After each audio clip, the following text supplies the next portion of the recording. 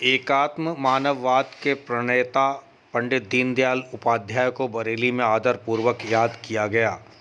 गंगासील group of schools institutions के city कार्यालय में एक कार्यक्रम डॉक्टर शशि राठी के निर्देशन में हुआ, जिसमें डॉक्टर NL शर्मा, सुरेश बाबू मिश्रा समेत कई विद्वानों ने पंडित दीनदयाल उपाध्याय जी को पुष्पार्पण किया और श्रद्धा सुमन पेश किए।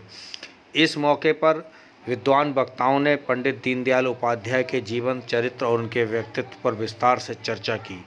इस खबर में सुनवाने जा रहे हैं कुछ वक्ताओं से उनके विचार। गौर से सुनिए हमारी ये खास खबर। पंडित दीनदयाल उपाध्याय जी ऐसे ही एक व्यक्ति थे जो व्यक्ति न होकर एक संस्था थे, अपने आप में एक विचार थे। जिस तरह का वर्णन अभी डॉक्टर मिश्रा जी ने और उसके आपने कुछ उसके संबंध में हमारे रोहित राकेश जी ने बताया, उससे हम लोग एक बात समझ पाए कि उनका जीवन जो है विपत्ति की पाठशाला में पढ़ कर तैयार हुआ। और ये कहा जाता है कि विपत्ति की पाठशाला में पढ़े हुए लोग निश्चित रूप से खाना सोना बन के निकलते हैं। ऐसे व्यक्तित्व को हम आज इसलिए याद कर रहे हैं कि उनके बारे में ये आसानी से कहा जा सकता है कि मन, वचन और कर्म से वो बिल्कुल एक थे। कि किसी ने एक बड़ा अच्छा शेयर कहा है कि दो चार नहीं, मुझको फकत एक दिखा दो, वो शख्स जो भीतर से भी बाहर की तरह हो। बाहर तो बहुत अच्छे लोग दिखाई देते हैं, लेकिन उनके भीतर कितना कलुष होता है, भीतर उनकी कितनी बनावट होती है। तो पंडित दीनदयाल उपाध्याय जी एक ऐसे व्यक्ति थे जिनका व्यक्तित्व पारदर्शी है।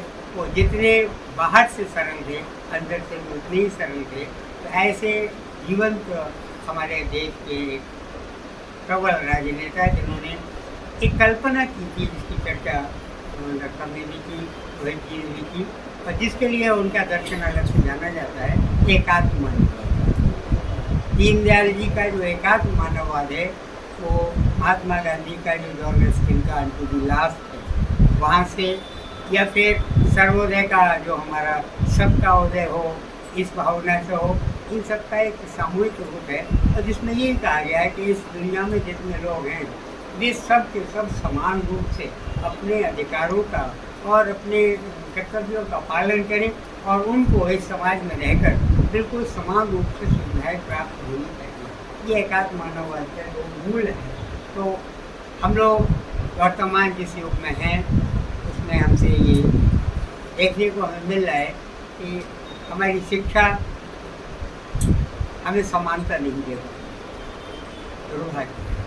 इससे तो यह कहा जाता है, जो भी एक अच्छी बात जी ने बताई आपको, ये जो शिक्षा मंदिर हैं ये मनुष्य निर्माण की प्रयोगशालाएँ हैं, यहाँ इंसान का निर्माण होता है। लेकिन दुर्भाग्य ये हुआ कि कुछ समय से, बल्कि आज़ादी के बाद से, यहाँ मनुष्य निर्माण की प्रक्रिया रुक गई और वहाँ केवल इंजीनियर, चार्टर्ड अकाउंटेंट और ये जो इस तरह के प्रोफेशनल थे, वकील, ये सब पैदा होने गए। और बहुत अच्छे शब्दों में कहें तो नौकर बनाने की प्रक्रिया, जहाँ हम लोग शिक्षा के माध्यम से मानव बनाते थे, वहाँ हमने नौकर बनाने की संस्था उन्हें बना दिया। वहाँ से लोग IAS बनने लगे, PCS बनने लगे, डॉक्टर बनने लगे, इंजीनियर बनने लगे, मगर वो आदमी नहीं।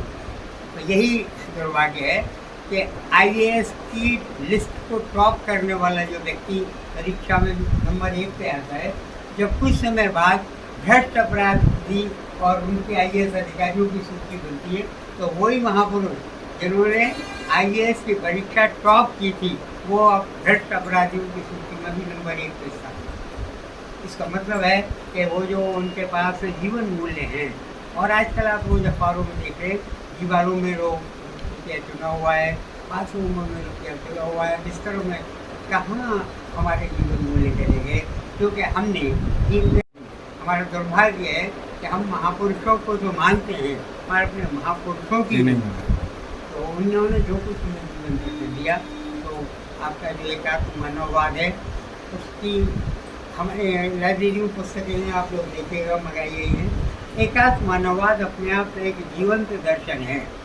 जैसा मैं किया करता हूँ, दीनदयाल का एक एक अक्षर दीनदयाल जी के जीवन का दर्शन है। नाम ही उनका दीनदयाल है, वो तो दीनदयाल है। तीनों पर दयाल हमेशा रहने का उनका भाव, और यही उनका एकात्म मानववाद का सीधा दर्शन है कि जो दीन है उस दीन को, समाज का जो समृद्ध वर्ग है उसको दयालु भाव रखना चाहिए।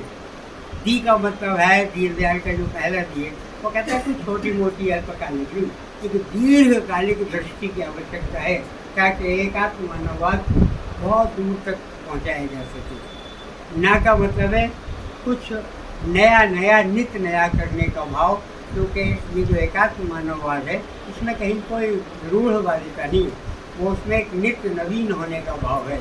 और उसके बाद जो अगला है वो कहता है कि ये दर्शन है, ये हमारा जो दीनदयाल का जो एकात्म मानववाद है वो अपने अपनी फिलोसफी है, फिलोसफी ऑफ लाइफ। ये कोई राजनीतिक सिद्धांत नहीं है, ये अपने आप में एक दर्शन है। और उसके बाद में जो या है वो कहता है यायावरी वृत्ति। एक जगह बैठ के जो आदमी काम करता है ना, वो कुछ काम कर नहीं सकता।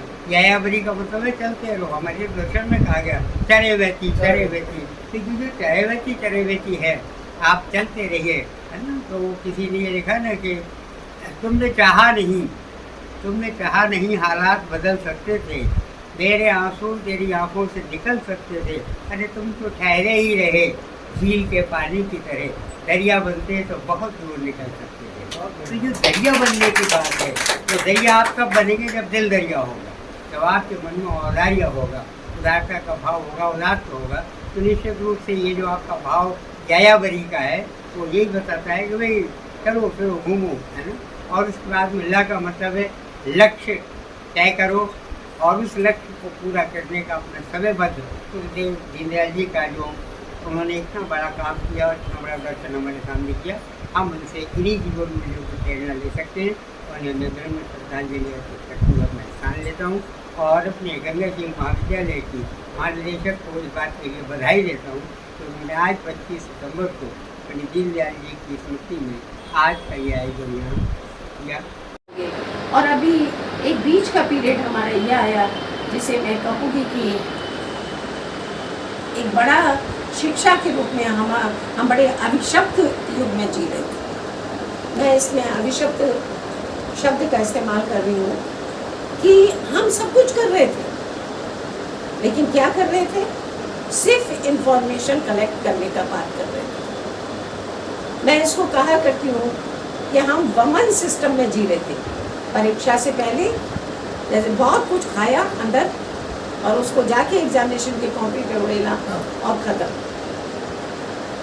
यानी क्या समझ है, क्या नहीं है, क्या कहना चाहते हैं, विषय की जो मूलभूत विषय की प्रकृति है, क्या हम उसको जान पाए? तो ये अब की जो वर्तमान शिक्षा प्रणाली है, नई न्यू एजुकेशन पॉलिसी जो कॉलेजेस में लागू हो गई है, अधिकांश विश्वविद्यालयों में लागू हो गई है, कुछ विश्वविद्यालय पड़े हुए हैं। तो माध्यमिक से लेकर प्राइमरी से लेकर माध्यमिक तक एक नया खाका, नया रूप शिक्षा को दिया गया है। संभावनाएं अनगिनत हैं। निश्चित तौर से पैर जब आगे बढ़ता है तो प्रकृति ये कहती है कि एक पैर नहीं, दोनों ही बढ़ेंगे और बढ़ते ही रहेंगे। तो इन शब्दों के साथ मैं पुनः एक बार आपको नमन करते हुए स्थान ग्रहण अपने परिश्रम और अपनी संगठन कुशलता के तो पहली 9 वर्ष की अवस्था थी जिनके मामा थे राधा रमन, उन्होंने वो समय मतलब है सीकर राजस्थान पड़ता है, रेलवे स्टेशन है, उसमें थे और वहीं इनकी शिक्षा प्रारंभ हुई दीनदयाल जी की। और सीकर में कल्याण हाई स्कूल, वहाँ से इन्होंने हाई स्कूल किया तो इन्होंने पूरे राजस्थान बोर्ड में प्रथम स्थान। इससे प्रसन्न होकर जो राजा कल्याण सिंह थे, महाराजा कल्याण सिंह, उन्होंने इन्हें 10 रुपये प्रतिमाह की चाबी, 250 रुपये एक मुश्त धनराशि और सारी किताबों और यूनिफॉर्म